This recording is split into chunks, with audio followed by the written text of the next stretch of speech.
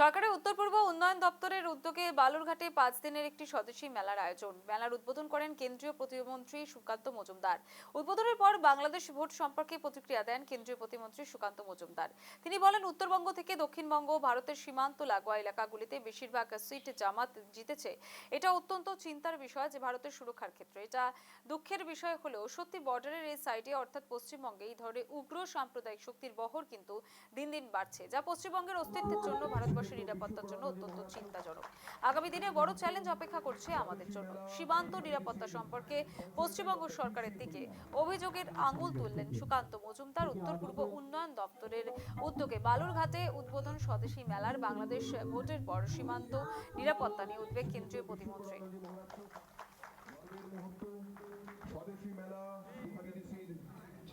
স্বদেশী মেলা প্রথম পশ্চিমবঙ্গে আমরা এই ধরনের স্বদেশী মেলা করতে চলেছি। এতে সহায়তা করেছে ডোনার মিনিস্ট্রি, অর্থাৎ উত্তর পূর্ব ভারতের উন্নয়ন মন্ত্রকের এনইসি বিডিসি, যারা বেত এবং বাঁশের তৈরি নানা রকম জিনিসপত্র বানায় এবং আত্মনির্ভরতার পথ দেখায়।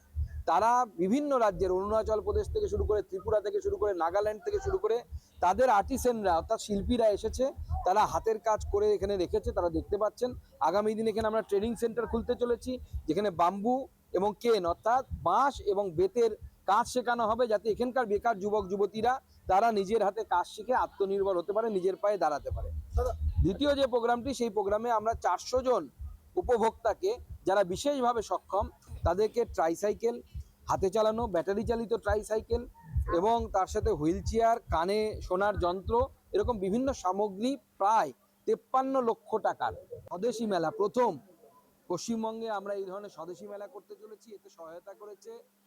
সরাসরি চলে যাবো, আমাদের সঙ্গে রয়েছেন আমাদের প্রতিনিধি শঙ্কু কর্মকার। শঙ্কু, এই যে বার্তা দিলেন বালুরঘাটে সুকান্ত মজুমদার, তার বার্তা থেকে কি কি বিষয় উঠে এলো এবং সাধারণ মানুষ কি বলছে এই মুহূর্তে দাঁড়িয়ে?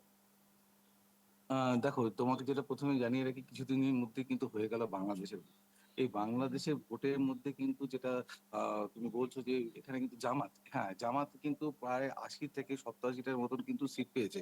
আর যেটা খুব বেশি যদি আমরা দেখি, যেটা আমাদের পশ্চিমবঙ্গের ম্যাকটার থেকে যদি আমরা চিকেন নেক থেকে শুরু করি, আমাদের উপর থেকে একদম নিচ অব্দি, হ্যাঁ যেই সীমানাটা যেটা রয়েছে বাংলাদেশের, সেই বাংলাদেশের প্রত্যেকটা জায়গাতেই কিন্তু জামাতের সংখ্যাটা কিন্তু বেড়েছে ভোটে। মানে বাংলাদেশের যে সীমানায় আর ভারতের যে সীমানা, সেই সীমানা ভিত্তিক যে কেন্দ্রগুলো, সেগুলোতে কিন্তু প্রত্যেকটাতেই কিন্তু জামাত বেড়েছে।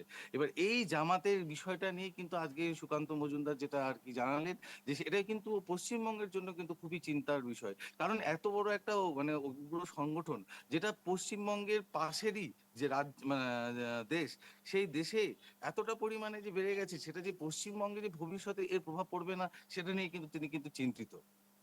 একেবারে শঙ্কু, অনেক ধন্যবাদ।